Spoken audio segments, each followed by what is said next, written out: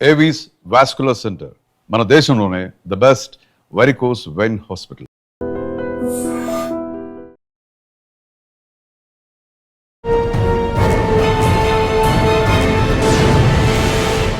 ఈ వారం మన guest 1989 batch women police officer, పేరు విజయలక్ష్మి గారు, Warangal.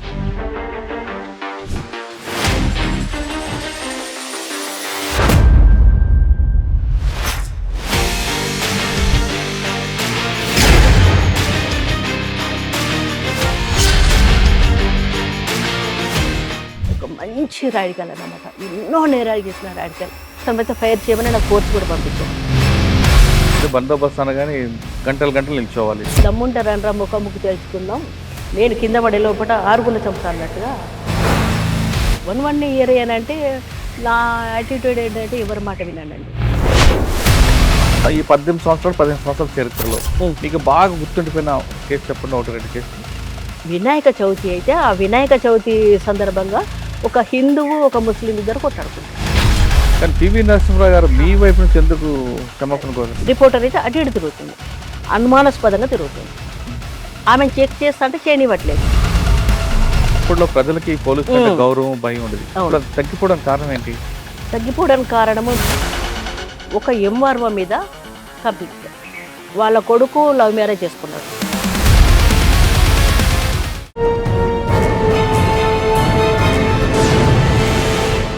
Welcome to I dream.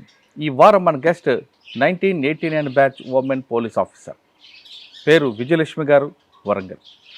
1989లో police డిపార్ట్మెంట్కి వచ్చిన విజయలక్ష్మి గారు ఇటీవల కాలంలో రిటైర్ అయ్యారు.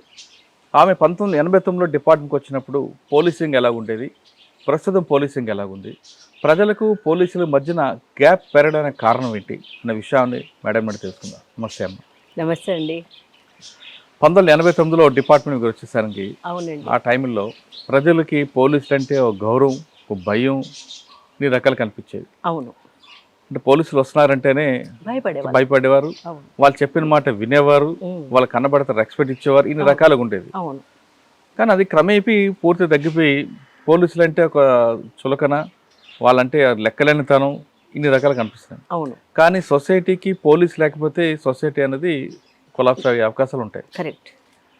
దీనికి కారణం సోషల్ మీడియా అనుకోవాలా, లేదు పోలీసుల మీద సినిమాలోని టీవీలో వచ్చే దుష్ప్రచారం అనుకోవాలా, లేదు పోలీసుల్లో వచ్చిన కొన్ని మార్పులు అంటే ప్రజల పట్ల చులకనగా మాట్లాడడం, హార్ష్గా మాట్లాడడం, కరప్షన్, ఇవన్నీ కారణాల వల్ల పోలీసుల పట్ల ప్రజలకి చులకన భావం ఏర్పడిందా? ఈ 3 ప్రశ్నలకు సమాధానం చెప్పే ముందు విజయలక్ష్మి గారు పోలీస్ డిపార్ట్మెంట్ ఎందుకు రావాలనుకున్నారు, వచ్చిన తర్వాత ఎక్కడెక్కడ పనిచేశారు, అసలు ఆడవాళ్ళకి అప్పట్లోనే పోలీసులు అంటేనే ఆడవాళ్ళకి పంపడానికి పెద్దవాళ్ళు ఒప్పుకునేవారు కాదు. అటువంటి క్రమంలో మీరు ఎలా వచ్చారు? నేను ఇదివరకు గతంలో టీచర్గా జాబ్ చేసిన అండి. మీ సొంత ఊరు ఎక్కడ? సొంత ఊరు గుడిపూడి, అంటే గుంటూరు డిస్ట్రిక్ట్ సత్తెనపల్లి దగ్గర గుడిపూడి. అక్కడ ఉండే మాది మైగ్రేటెడ్ ఫ్యామిలీ. మా డాడీ కరీంనగర్లో కానిస్టేబుల్కి జాయిన్ అయిన తర్వాత ఇన్స్పెక్టర్గా రిటైర్డ్ అయ్యాడు. మీరు పోలీస్ ఫ్యామిలీ? Police family. నేను ఇంతకుముందు టీచర్ జాబ్ చేసినానండి. ఎంఏ బీడీ చేసినాను, టీచర్ జాబ్ చేసినాను. టీచర్ జాబ్ చేసినప్పుడు నాకెందుకో తృప్తి అనిపించలేదు. ఎందుకంటే సమాజం కోసం బాలబాలికలు తయారు చేయడం ఇదంతా బాగానే ఉంటుంది, కానీ నేరుగా సహాయం చేయడానికి, నేరుగా సహాయం చేయడానికి పోలీస్ వ్యవస్థ ఒక్కటే సరైన మార్గం అనిపించింది. అంటే టీచర్గా జాబ్ చేశారు కానీ తృప్తి లేవలేదు? అవునండి, టీచర్ జాబ్ చేసినా తృప్తి లేదు నాకు. ఎందుకంటే ప్రజలకి నేరుగా సహాయం చేసే వ్యవస్థ పోలీస్ వ్యవస్థ. అందులో మా డాడీ కూడా అది డిపార్ట్మెంట్ కనుక ప్రజలకి న్యాయం చేయడం అనే ఉద్దేశంతో సత్వర న్యాయం జరుగుతుంది. మేము చేయగలిగిన పనులు ఎవరు చేయలేరు. అందువల్ల పోలీస్ డిపార్ట్మెంట్లో ఖచ్చితంగా జాయిన్ కావాలనుకున్నా అండి. మీ నాన్నగారితో ఉన్నారు, పోలీస్ క్వార్టర్స్ ఉండేవారు. అవును. మీ నాన్నగారు ఎప్పుడో పొద్దున వస్తారు, ఎప్పుడో రాత్రి వస్తారు, ఏ పండగకు వస్తారో దేనికి కూడా మీకు తెలియదు. అవును. మీ నాన్నగారు కష్టాలను చూసిన తర్వాత మీరు మరి అదే డిపార్ట్మెంట్ ఎందుకు ఎంచుకున్నారు? మా నాన్నగారు కష్టాలు అనిపించలేదండి. ఆయనకి షూ పాలిష్ చేయడం కానివ్వండి, డ్రెస్కి స్టార్స్ పెట్టడం కానివ్వండి, ఆయన మోటార్ సైకిల్ వెళ్తున్నప్పుడు అన్ని విధాలు నేను ఒక మగపిల్లగల్లా చేసేటోడిని. ఎడిపోతున్నా డాడీ వాళ్ళని అడిగేదన్నమాట. అడిగితే ఇవాళ దొంగలు పట్టుకోవడానికి వెళ్ళిందమ్మరా అని అట్లాంటివి చెప్పేది. ఏమైంది ఆ కేసు అన్నట్టు అప్పటి నుండే ఇంటర్మీడియట్ నుండి ఆ విధంగా అలవాటైపోయింది. అలవాటైపోయి ఎట్టి పరిస్థితుల్లో పోలీస్ డిపార్ట్మెంట్లో చేరాలని అనిపించిందండి. ఓకే, టీచర్గా జాబ్ చేశారు. అవునండి. మరి 1989లో ఇందులోకి వచ్చారా? అవునండి. అంతకుముందు టీచర్ జాబ్ తొర్రూరు, మరిపేడ అట్లా చేసినాను. అయితే తర్వాత పోలీస్ రిక్రూట్మెంట్ పడింది. పడిన తర్వాత అప్లై చేసినాను. కేవలం 2 సీట్లే. ఒకటేమో రిజర్వేషను, రెండోదేమో ఓసీ. మన తెలంగాణ స్టేట్ అంటే తెలంగాణ రీజన్ అంటే 9 డిస్ట్రిక్ట్స్ అన్నిటి కలిపి తెలంగాణ రీజన్ అంటారు కదా, దాంట్లో 2 సీట్సే. అందులో ఒక్క సీటు తెలంగాణ అది నాకు వచ్చేసింది, ఇంకొక సీటు ఆంధ్రాకు పోయింది. ఎవరు? ఆంధ్రాలో ఇక్కడ వాళ్ళు వేకెన్సీ ఇక్కడ రాకపోతే ఆంధ్ర అమ్మాయిని ఇక్కడ నాగేశ్వర అమ్మాయిని సెలెక్ట్ చేశారు. అంటే అంత టఫ్ కాంపిటీషన్. 9 జిల్లాలకు వెళ్ళి తెలంగాణ రీజన్ ఉంటే నేను ఒకదాన్ని సెలెక్ట్ అయినాను. సరే, సెలెక్ట్ అయిన తర్వాత ఫస్ట్ పోస్టింగ్ ఎక్కడ? సుబేదారి. First posting Subedari. ఆ సుబేదారిలో చేస్తున్నప్పుడు అంతకుముందు నేను ఇంత సీరియస్గా అట్లా ఉండకపోయేది. టీచర్ జాబ్ చేసి వచ్చినాను, స్టూడెంట్ నుండి వచ్చినాను కదా, వచ్చేవరకు అందరితోటి ఏం నాయనా ఏం బాబు అని మాట్లాడేది అనమాట. నవ్వుకుంటా ఏం బాబు ఏం నా అంటే మా ఆఫీసర్స్ అందరూ ఇంక ఈమెం చేస్తుంది పోలీస్ డిపార్ట్మెంట్లో, ఇంత రౌడీ ఏరియా అట్లా ఉన్నది కదా అని చెప్పేసి వాళ్ళు అనుకున్నారు. ఇక లాభం లేదు అని అనిపించింది అనమాట. అనిపించేసి కొంచెం మార్పు నాలోనే, ఎందుకంటే వచ్చిన వాళ్ళ ప్రతి ఒక్కరిని ఎవరిని ఏ విధంగా చూడాలి అన్నది నాకు తెలిసిపోయింది. ప్రతి ఒక్కరిని గౌరవించాలనేది టీచర్ దాంట్లో. ఇప్పుడు నేరస్తులను ఒక తీరుగా, కంప్లైంట్లను ఒక తీరుగా చూడాల్సిన ఆవశ్యకత ఏర్పడింది పోలీసులో. దాంతో ఏమైందంటే మాకు సుబేదార్లో పనిచేస్తున్నప్పుడే ఒక అంటే హత్యా ప్రయత్నం జరిగింది. హత్యా ప్రయత్నం జరిగితే ఎవరు అని ఎంక్వైరీ చేస్తే వాళ్ళు రాడికల్ అని తెలిసింది. రాడికల్ హత్య అంటే అతన్ని చంపడానికి ప్రయత్నం చేశారు. నేను లేబర్ ఆఫీసర్ అని చెప్పి ఎఫ్సిఐ గోదాంకి వెళ్ళినాను. తర్వాత ట్రేడింగ్ టైర్ల ఫ్యాక్టరీ అని ఇక్కడ ఒకటి ఉంది, అక్కడ ఉన్నారు ఇక్కడ ఉన్నారని తెలిసింది. నేను మా గన్మెన్లు కానీ ఒక్కదాన్నే లోపలికి వెళ్ళాల్సి వచ్చింది, లేబర్ ఆఫీసర్ అని చెప్పేసి. అప్పటికే నా ఇంట్రడక్షన్ కృష్ణపత్రికలో వచ్చింది. నా ఫోటో వాళ్ళు గమనిస్తే నేను అక్కడనే అంతా చేసేవాళ్ళు. ఎఫ్సిఐ గోదాంలో వెళ్ళి లేబర్ ఆఫీసర్ అని చెప్పేసి ఒక మంచి రాడికల్ అన్నమాట. ఎన్నో నేరాలు చేసిన రాడికల్. అతన్ని మారం చిన్నరాములను అతన్ని అదే పోలీసులు చాలామంది చాలా చోట్ల తిరిగి వెతికి దొరకకపోతే నేను పట్టుకొని వచ్చినండి. పట్టుకొని వస్తే సినిమా పక్కిల్లో ఎవరన్నా అతను వెళ్తున్న కొంత చాలా హైట్ ఉంటాడు. హైట్ ఉండేసి అతనితోటే రావాల్సి వచ్చింది లేబర్ ఆఫీసర్ అని. వచ్చేసరికి నా నెత్తి మీద కొడితే చేసేది లేదు. ఒక హ్యాండ్ బ్యాగ్లో నా వెపన్ ఉంది, బట్ తీసే పరిస్థితి అయితే ఉండదు. తీసుకుని పట్టుకొని వచ్చిన పోలీస్ స్టేషన్ మీద అటాక్ చేయడానికి అందరు వచ్చారు. అందరు చేసిన తర్వాత వాళ్ళందరినీ సమర్థవంతంగా మాటలతోటే, నాకు ఫైరింగ్ ఆర్డర్ కూడా వచ్చింది. ఫైరింగ్ అవసరమైతే ఫైర్ చేయమని నాకు ఫోర్స్ కూడా పంపించారు. కానీ ఫోర్స్ చేస్తే నేను బాగానే ఉంటాను గన్మెన్లను పట్టుకొని, కానీ నా స్టాఫ్కి ఏమైనా అయితే కష్టం కదా. అందుకని అతన్నే మార్చి అతనికే మామూలు మోటివ్ చేసి, అమ్మ నన్ను ఏం చేయలేదు, నన్ను జైలుకి సెంట్రల్ జైలుకి పంపిస్తుంది నేను చేసిన నేరాలకి అని అతనితో చెప్పించి మొత్తానికి అతన్ని పంపించేసాను అనమాట. ఇక అతనికి మామూలుగా జనశ్రవంతులు కలిసిపోయింది. అది 1 year అండి. 1 year. సాధారణంగా పోలీస్ స్టేషన్లో ట్రైనింగ్ టైంలో కానీ డ్యూటీలు ఉన్నప్పుడు నైట్ డ్యూటీలు ఉంటాయి, అవును, బందోబస్తులు ఉంటాయి. మరి ఆ సమస్యలు ఎలా ఎదుర్కొంది? బందోబస్తు అనగానే గంటలు నిల్చోవాలి. అవును, నైట్ డ్యూటీ అంటే నైట్ అంతా చేయాల్సింది, ఆఫీసులో పడుకోవడం. మరి ఈ రెండిట్లో మీకు ఏమైనా ఇబ్బందులు వచ్చాయా? ఇబ్బంది ఏమి లేదండి. డ్యూటీ అంటే ఇష్టం ఒకటి, నా వలన తప్పు జరగద్దు. మనం నైట్ డ్యూటీలో ఏమైనా చేసినప్పుడు, మేము నైట్ డ్యూటీ చేసినప్పుడు ఏమైనా ఇన్సిడెంట్ జరిగింది అనుకోండి, చూసిన వాళ్ళు లేడీస్ ఏం పని చేయలేరు, అందువల్ల జరిగింది నిద్రపోయింది అంటారు. ఆ మాట రావద్దు. నా తరం వాళ్ళకు కూడా నేను ఆదర్శంగానే ఉండాలి. అందువలన వాళ్ళకంటే ఎక్కువ పని చేయడానికి ప్రయత్నం చేసినండి. అట్లా ఇంకా తర్వాత నెక్స్ట్ మిల్స్ కాలనీ వేశారు. మిల్స్ కాలనీ కూడా రౌడీ ఏరియా, రాడికల్ ఏరియా అది. అక్కడ నా మీద వాల్ పోస్టర్స్ కూడా పడ్డాయి. నేను రాడికల్ యాక్టివిటీస్ వర్క్ చేస్తున్నానండి. వర్క్ చేస్తున్నప్పుడు అప్పుడు చేయాలి, చేయకపోతే లా అండ్ ఆర్డర్ పోలీస్ స్టేషన్లో ఉంచరు. అప్పుడు ఉమెన్ పోలీస్ స్టేషన్ లేవు.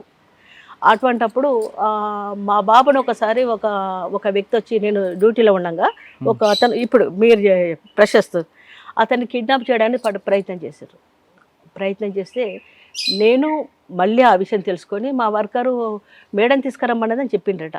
చెప్తే నేను యూనిఫామ్లో ఉన్నప్పుడు పిల్లల్ని సాధారణంగా ముట్టుకోను, అసలు ఎవరిని ముట్టుకోను, ఆ యూనిఫామ్కి విలువిస్తాను సాధారణంగా. అయితే నేను ఆమె ఇవ్వలేదు. చివరికి నాకు ఎవరని తెలవాల్సి వచ్చింది. దమ్ముంటే రండ్రా ముఖముఖి తెలుసుకుందాం, నేను కింద పడే లోపల 6 చంపుతా అన్నట్టుగా స్టేట్మెంట్, మళ్ళీ నేనే ప్రెసిడెంట్ కాదు, వాళ్ళు ఫస్ట్ నేను వేయాల్సి వచ్చింది. వాళ్ళు ఏం వేశారు? వాళ్ళు నీ అంతం చూస్తారు వేసిండ్రు. నా అంతం చూస్తుంటే రండి దమ్ముంటే రండి, నేను కూడా తక్కువ వెళ్ళాను, నాకు కుటుంబం జోలికి వస్తే బాగుండదు అన్నట్టు చెప్పాల్సి వచ్చిందండి. ఇక అప్పుడు ఎందుకు అంతగా మీ మీద కక్ష వాళ్ళకి? రాడికల్ యాక్టివిటీస్ ఎవరు చేసినా వాళ్ళు ఓర్చుకోరు. ఆల్రెడీ నేను ఇక్కడ మారం చిన్నరామల్ని ఎల్లియాల బాబు అనేట అతన్ని పట్టుకున్నాను కదా సుబేదార్లో 91లో. ఆ కక్ష వాళ్ళకి ఎట్లా ఉంటుంది? ఇద్దరు మంచి అండర్ గ్రౌండ్ క్యాడర్ అయినా మారం చిన్నరాములు, జననాట్య మండలి ప్రెసిడెంట్ మా ఎల్లాల రాములు, ఇటు పెద్ద పెద్ద క్యాడర్లను పట్టుకుని అరెస్ట్ చేసిన కనుక వాళ్ళకి ఆ కక్ష ఉంది. నేను రాడికల్ యాక్టివిటీ చేస్తున్నాను, వాళ్ళు ఆ విధంగా చేశారు. తర్వాత నేను చేస్తున్న ఎంక్వైరీలు కానీ ఏమన్నా ఇన్వెస్టిగేషన్లు కానీ ఏ కేసులల్లో డబ్బులు అట్లా తీసుకొని అన్యాయం చేసింది అన్న మాట రాలేదు, ఎక్కడ రాకుండా వాళ్ళు ఎంక్వైరీ చేశారు. ఆ తర్వాత నా జోలికి రాలేదు, ఎందుకంటే నేను నిజాయితీగా పనిచేస్తున్నా, న్యాయంగా పనిచేస్తున్నా అన్నది వాళ్ళకి తెలిసిపోయింది. అట్లా సుబేదార్ తర్వాత ఎక్కడికి వచ్చారు? మిల్స్ కాలం తర్వాత సిసిఎస్. ఎంతకాలం పనిచేస్తారు? 1 ఇయరే. 1 ఇయరే అని అంటే నా యాటిట్యూడ్ ఏంటంటే ఎవరి మాట వినానండి, న్యాయమే చేస్తా. ఒకవేళ అన్యాయంగా ఎవరన్నా ఏ క్యాడర్ చెప్పినా లేదు సార్ సారీ నేను చేయలేను, అట్లయితే నాకు ఎఫెక్ట్ పడుతుంది అని అట్లా ఆ విధంగా. వేరే సిబిసిఐడి ఇన్వెస్టిగేషన్ చేసిన కేసులు నా వరకు వచ్చినాయి, కానీ నేను చేసిన కేసులు సిబిసిఐడి వరకు పోలేదు. అంటే అంత బాగా చేసినా ప్రజలకి నమ్మకంగా ఉన్నాను కనుకనే నేనంట అంత రిగాడు. బిల్స్ కాలనీ తర్వాత సిసిఎస్ తర్వాత యూనివర్సిటీ క్రైమ్, ట్రాఫిక్ 3 సార్లు, ఉమెన్ పోలీసులు 3 సార్లు, అట్లా ఈ విధంగా ఇక్కడ చేసిన ఎస్ఏ వరకు వరంగలే. ఎంతకాలం పని చేస్తారు? దాదాపు 10 సంవత్సరాల ఎక్కువనే చేసిన. ఈ 18 సంవత్సరాలు 15 సంవత్సరాల చరిత్రలో మీకు బాగా గుర్తుండిపోయిన కేసు చెప్పండి, 1-2 కేసులు. మిల్స్ కాలనీలో పనిచేస్తున్నప్పుడు అండి, ఒక ఏదో విఐపి వస్తున్నాడని మేము అందరినీ ఎక్కడో అక్కడ బందోబస్తు వేసేసారు. మేమంతా వెళ్ళినాం, ఒక్కొక్కరు ఒక్కొక్క సెక్టర్ అని చూసుకోవడం జరిగింది. నాకు కరీమాబాద్ అని వేశారు. వేస్తే మిల్స్ కాలనీ ఏరియా మొత్తం కరీమాబాద్ కాకుండా వేరే మొత్తం అన్నీ ఉన్నాయి కనుక అటు చూసుకుంటే నాకు ఎందుకో నేను మిల్స్ కాలనీ ఏరియాకి రావాల్సి వచ్చింది. ఎట్లా ఏం జరుగుతుంది, మీరు వాళ్ళు బాగా పనిచేస్తున్నారా లేదని. అయితే ఒకతను ఏం చేసిన, అప్పుడు వినాయక చవితి అయితే ఆ వినాయక చవితి సందర్భంగా ఒక హిందువు ఒక ముస్లిం ఇద్దరు కొట్లాడుకుంటారు. ఎందుకు? ఒకరికొకరు మంచి ఫ్రెండ్స్, తాగే దగ్గర నేను అమౌంట్ కడతా అన్నది, నువ్వు కాదు నేను కడతాను అంతే, విషయం ఏం లేదు. దాంతో వినాయకుడి దగ్గర ఉన్న చెంబులు అవి ఉంటాయి, మన తీర్థ ప్రసాదాలు పెట్టడానికి అవన్నీ ఉంటాయి కదా, అవన్నీ ముస్లిం అతను హిందూ మీద వేస్తున్నాడు. నేను సడన్గా పోయేవరకు బేడమని చెప్పి ఏంటిది అని గట్టిగా వాళ్ళు భయపడ్డ తర్వాత ఏంటిది అది అంటే నేను పోయి చేసే లోపల ఒకతను చెంబుతో తలకాయ పగిలింది, పెద్ద చెంబు అన్నమాట. అప్పుడు హిందూ ముస్లిముల ప్రాబ్లం నెలకొన్నది. ఈ పార్టీ వాళ్ళు వీళ్ళు ఉంటారు కదా, వాళ్ళందరూ కూడా ఫీల్డ్ మీదకి వచ్చేసారు. జై రాస్తారు ఒక ముర్దాబాద్ అది ఇది అని చెప్పేసి పోలీస్ స్టేషన్ నుండి ర్యాలీ చేసి అన్ని హిందూ దేవాలయాలు కూలగొడతాం అని వాళ్ళు, ముస్లింలది కూలగొడతామని వీళ్ళు, 2 వర్గాలు వెళ్తున్నారు అనమాట. అక్కడ వెంకటరామ టాకీస్ దగ్గరకు వచ్చేసేవరకు నేను అక్కడ క్వార్టర్లోనే ఉన్నా, ఆజాంజావ మీల్ క్వార్టర్లో ఉన్నామన్నమాట. అరే ఏంటి వీళ్ళందరూ ఎట్టిపోతున్నారు, అన్ని డబ్బా అంటే షాపులన్నీ బంద్ చేస్తున్నారు ఏంటిది అని అంటే, అప్పటికే వాళ్ళ దగ్గర గవగవ వచ్చేసి ఏంటి ఎట్టిపోతున్నారు అంటే, మేము మేడం ఇట్లా మన వినాయకుడికి అన్యాయం జరిగింది, అందువల్ల ఆ వినాయకుడికి మేము న్యాయం చేయడం కోసం మేము పోతున్నాం, వాళ్ళ మసీదులను కూలగొడతామని చెప్పేసిండ్రు క్లియర్గా. నా మీద ఏమాత్రం అభిమానం గౌరవం ఉంటే నేను చెప్పిన 2-3 నిమిషాలు నాకు టైం ఇవ్వండి, మీరు ఇక్కడ కూర్చొని మాట్లాడదు అని చెప్పేసి, మనది హిందూ దేశం, మన భారతదేశం అవి ఇవన్నీ మొత్తం ప్రాచీనదంతా చెప్పేసి వాళ్ళకు ఉపన్యాసం చెప్పి, మన దేవుడు మన సహాయం కోసమే చేయాల్సి వస్తుందా, ఆయనకైనా కాపాడుకోలేడా, మీరు ఆయనకు సపోర్ట్ ఇవ్వాల్సి వస్తుందా అంటే ఆయన అసమర్థుడా అన్న యాంగిల్లో తీసుకొచ్చి మాట్లాడి వాళ్ళకి నేను న్యాయం చేస్తా, వినాయకుడిని నేను కొనిస్తా, వాళ్ళ మీద చట్టపరంగా చర్య తీసుకుంటా, మీకు నా మీద నమ్మకం ఉంటే ఎక్కడోళ్ళక్కడ వెళ్ళండి అని చెప్పేసరికి ఎక్కడోళ్ళక్కడ వెళ్ళిపోయారండి. అది డక్కర క్రానికల్లో పడింది, మొత్తం ఆంధ్రజ్యోతి అన్ని పేపర్లు కవర్ చేసినాయి. మరొక హైదరాబాద్ కాబోతున్నది ఎస్ఐ గారు కాపాడండి, ఎస్ఐ గారి సమాజస్ఫూర్తి వల్ల ఇది హిందూ ముస్లింల యూనిటీ నెలకొన్నది, లేకుంటే కష్టం ఏదని మొత్తం పత్రికలన్నీ కూడా అడిగండి. మీరు వరంగల్ ఎక్కువ కాలం పనిచేస్తారు కదా? అవునండి. వరంగల్ అనగానే అప్పుడు నక్సల్ హబ్ ఉండేది. అవును. ఆ ప్రాబ్లం ఎలా మీరు సాల్వ్ చేశారు అంటే మీ పరిధిలో ఎప్పుడైనా ఎదురుపడ్డారా మీకు? నక్సలైట్స్ ఎదురుపడలేదండి, ఎదురుపడలేదు. నేను మిల్స్కల్ అంటే 91లో వాళ్ళని పట్టుకున్నాను కదా. వాళ్ళు మనం అడవిలో పోతేనే నక్సలైట్స్ కాదు కదా, అక్కడ నుండి ఇక్కడ వచ్చి షెల్టర్ తీసుకొని కూడా ఉంటారు కదా. ఇప్పుడు టైర్ల ట్రేడింగ్ ఫ్యాక్టరీ అన్న దాంట్లో అక్కడి నుంచి ఒకరిని పట్టుకున్నా, మళ్ళీ ఇక్కడ ఎఫ్సిఐ గోదామ్స్, ఎఫ్సిఐ గోదాంలో ఒక అతని లేబర్ ఆఫీసర్ని తీసుకొని వచ్చేసిన తర్వాత నేను అతన్ని పట్టుకొని చేసిన ఒక్కసారి మా డ్రైవర్ కానిస్టేబుల్ ఉన్నారు, ఇట్లా అని చెప్పి సైగ చేసి వాళ్ళు గట్టిగా పట్టుకుంటే నేను నెట్టేసేవరకు మొత్తం నా మీద దాడి చేయడానికి ప్రయత్నం చేస్తే నాకు వెహికల్ లేదు, ఏం లేదు. మా సీఏ గారికి చెప్పిన, సార్ లోపల ఇంకో కొంతమంది ఉన్నారట, పోదామని. ఊరుకో నువ్వు అసలు నేను చచ్చిపోయినాను అనుకున్నాను అందరు. ఇక చాలా నువ్వు బ్రతికి బయటకు వచ్చిన చాలు ఉన్నాడు అంటే నేను అందరిని పిలిపించండి సార్, సిఆర్పిఎఫ్ని పిలిపించండి వీళ్ళందరినీ చెప్తే కానీ సారు నువ్వు బతికొచ్చిందో సంతోషం, గమ్మున ఊరుకో, ఎవరు పోలేకనా అని అన్నాడండి. సరే, మీరు ఎస్ఐగా పనిచేసిన టైంలో వరంగల్లో మంచి లెజెండ్ ఐపీఎస్ పనిచేశారు. అవునండి. లలిని ప్రభాత్ అవ్వచ్చు, చాలా మంది. అవును. అందరిలో మీకు బాగా నచ్చిన ఆఫీసర్, మిమ్మల్ని వాళ్ళు బాగా లైక్ చేసిన ఆఫీసర్? అనురాధ మేడం అండి. అవునా? అనురాధ మేడం నేనంటే చాలా లైక్ చేస్తుండే. ఏమన్నా నా పోలీస్ స్టేషన్ లిమిట్స్లో ఏమన్నా కేసులు అట్లా వచ్చినాయి అనుకోండి, మీరు ఆ మేడం దగ్గర పోతే ఆమె చేయకపోతే నా దగ్గర అండి, ఆమె దగ్గర నుంచి నా దగ్గర వచ్చిన కేసులు ఏమి లేవు, ఆమె ఖచ్చితంగా న్యాయం చేసేది, మీరు పోండి, నేనేం చెప్పాల్సిన పని లేదు అని అంత నమ్మకంగా. వేరే అలిగేషన్స్ అని కాదు, ఓకే కొట్టింది తిట్టింది అంటే అది సరే, కోపం 2 దెబ్బలు కొడతారు. కోపం ఎక్కువ వచ్చిన రాగానే ముందు బూతు తిడతారు, కాలుతో తంతారు అని కూడా ఉంది కదా? లేదండి, అది అబద్ధం. ఆ లేడీ కదా, అంతమంది మొగాళ్ళ మధ్యలో పనిచేస్తున్నప్పుడు ఒక మర్డర్ కేసు ఇన్వెస్టిగేషన్ అండి, సుబేదార్లో 91 ఒక స్టూడెంట్ని చంపారు. యూనివర్సిటీ వాళ్ళు అందులో జోక్యం చేసుకుంటే నేను క్లియర్గా చెప్పిన, వాళ్ళ భార్య పాత్ర ఉంది. అటువంటప్పుడు ఇక కేసు డిటెక్ట్ చేయమని అంటారు. టు బి ఫ్రాంక్ అయితే సిఏ గారు చేయాల్సింది, వాళ్ళందరి చేతులు ఎత్తేసి నువ్వు చేయాలని చెప్పారు నన్ను. నా కేసు కాదు అంటే గ్రేవీ క్రైమ్ కనుక సిఏ గారు చేయాలి. అటువంటప్పుడు చెరుకా బెల్లం పెట్టంటే ఎవరు చెప్పారు కదా, ఎవరు పెట్టారు కదా కదా, అది మర్డర్ కేసు అది. అటువంటప్పుడు కొట్టడము తిట్టడం ఏమి లేదు, ఇంకా నా మీద డక్కన క్రానికల్ ఎడిటోరియల్ నాకు అనుకూలంగా వచ్చింది. 19 మార్చిలో వరంగల్ వాణిలో వ్యతిరేకంగా రాసిండ్రు, ఇట్లా చేస్తారంటే ఇంకా సిగరెట్తో కాల్చినని రకరకాల చేశారు.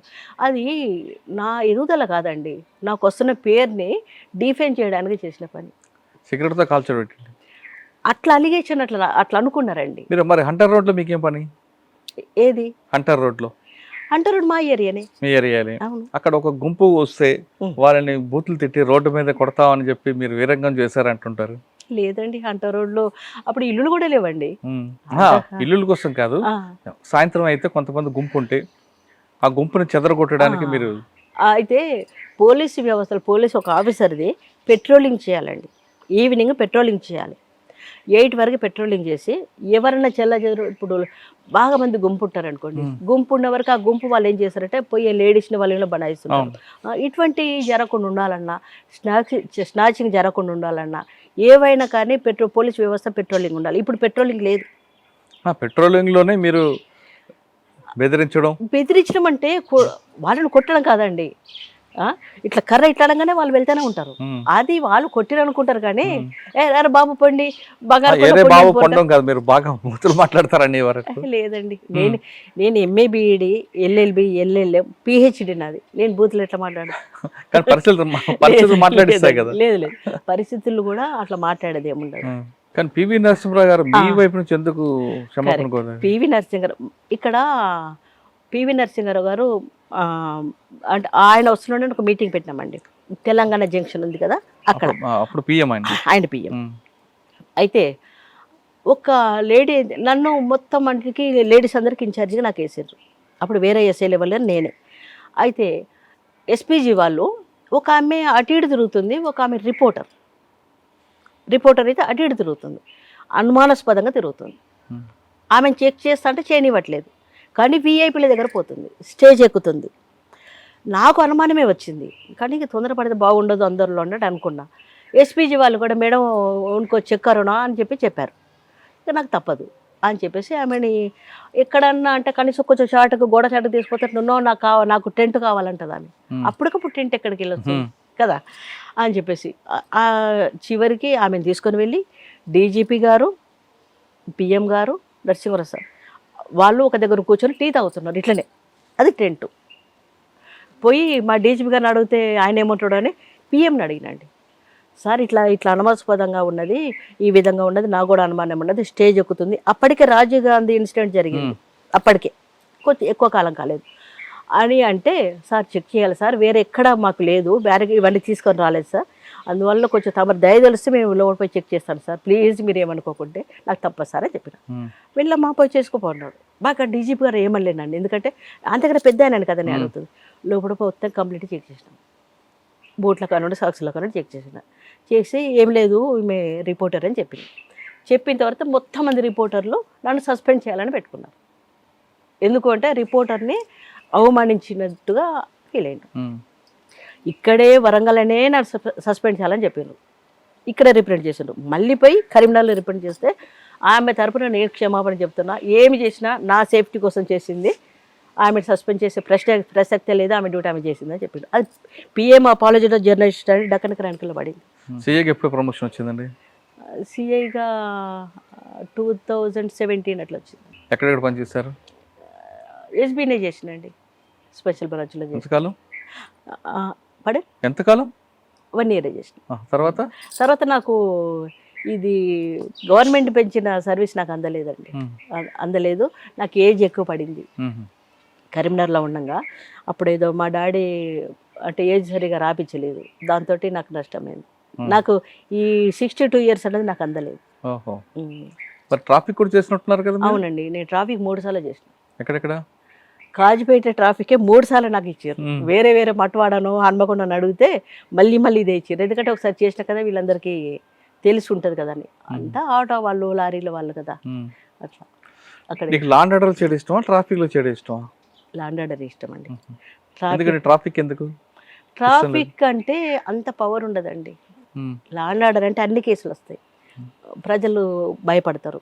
మనం అందరికి సహాయం చేయడానికి. ప్రజలు భయపడతారని ఇష్టమా, ప్రజలు మెచ్చుకుంటే ఇష్టమా? ప్రజలు భయపడము అంటే మెచ్చుకుంటేనే ఇష్టం అండి. వాళ్ళు భయపడడం కాదు, వాళ్ళు గౌరవించడం ఇష్టం. పోలీస్ డిపార్ట్మెంట్ లో లాండ్ ఆర్డర్ ఇవన్నది ఒక 5% 10% అవసరం ఉంటుంది పోలీస్ స్టేషన్. అవును. కానీ ట్రాఫిక్ అనేది 100% పబ్లిక్ అవసరం ఉంటుంది. అవును. మరి ట్రాఫిక్ కాకుండా మీరు లాండ్ ఆర్డర్ ఎందుకు కోరుకుంటున్నారు? ఎందుకంటే లాండ్ ఆర్డర్లో అన్ని రకాల కేసులు వస్తుంటాయి, అందరూ వస్తుంటారు.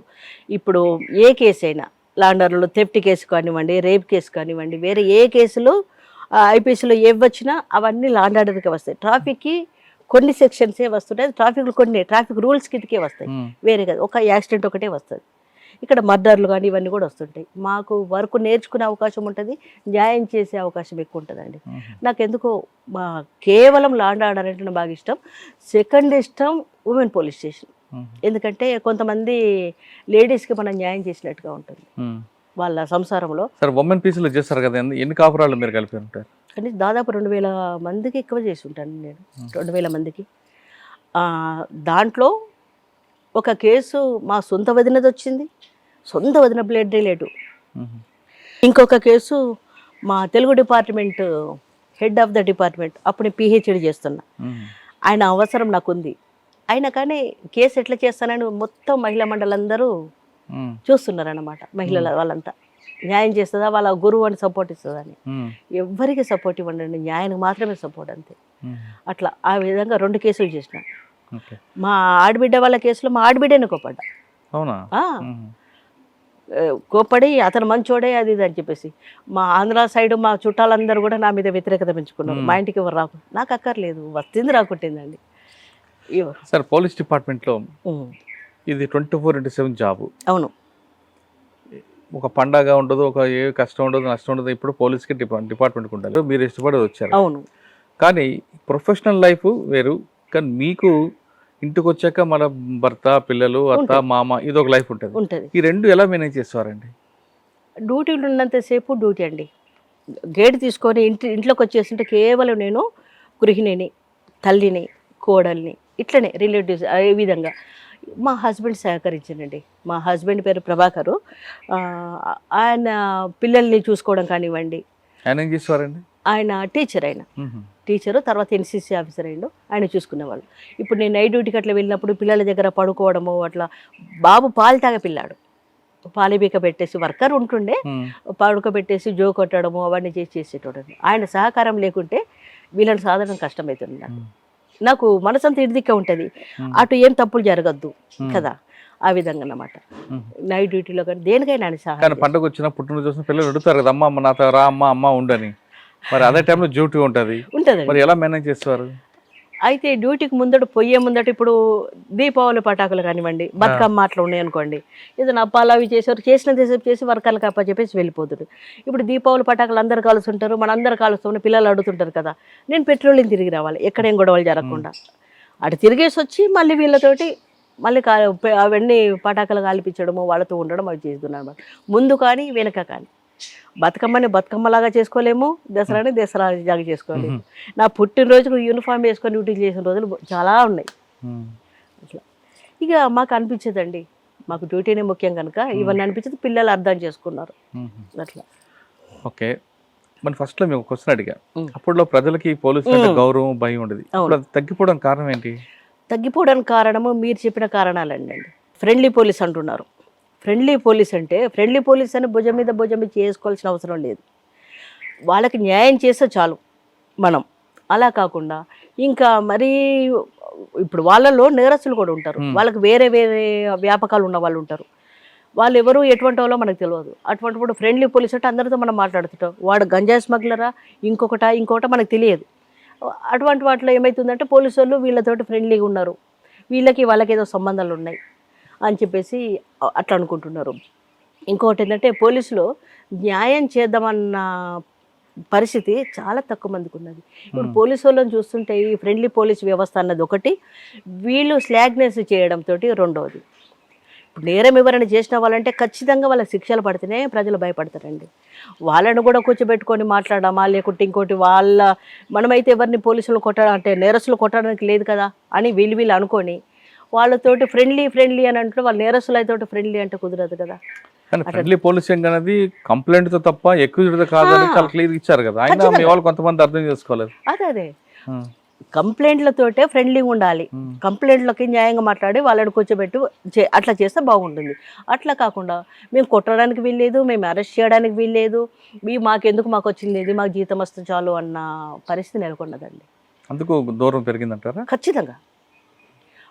పోలీసు వాళ్ళు అంటే ఇప్పుడు ఎందుకండి కొన్ని కేసులను ఎక్కడైనా కనపడ్డా అనుకోండి, మేడం మీరు చేయబట్టే ఒక ఉమెన్ పోలీసులో పనిచేస్తున్నప్పుడు అండి, ఒక ఎంఆర్ఓ మీద కంప్లైంట్, వాళ్ళ కొడుకు లవ్ మ్యారేజ్ చేసుకున్నాడు, లవ్ మ్యారేజ్ చేసుకున్న తర్వాత ఆ కోడల్ని ఎట్లా ఇల్లగొట్టాలి అన్నది ఆయన ప్రయత్నం.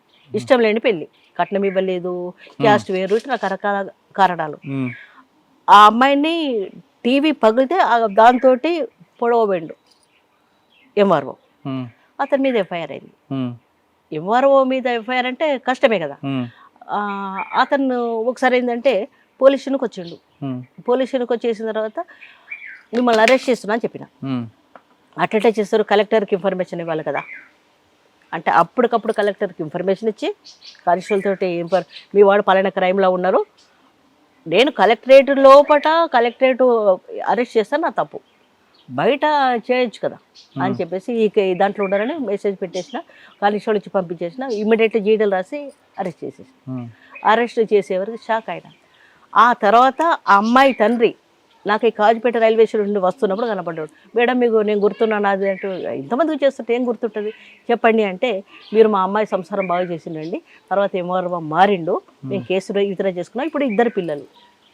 ఇప్పుడు మేము అప్పుడు చేసిన దానికోసమే కదా ఇప్పుడు వీళ్ళ సంసారం బాగైంది, లేకుంటే అందరికిలాగా నేను చేస్తుంటే నేను ఏ కేసు పెట్టినా అయితే కన్విక్షన్ కావాలి లేదా కాంప్రమైజ్ కావాలి అంతే. ఇంకొకటి నేను మామూలుగా ఇప్పుడు పెద్ద మనుషుల్లో కూర్చోండి అది ఇది అంటారు కదా, నేను 2 వర్గాల వర్షన్ నేను వింటానండి.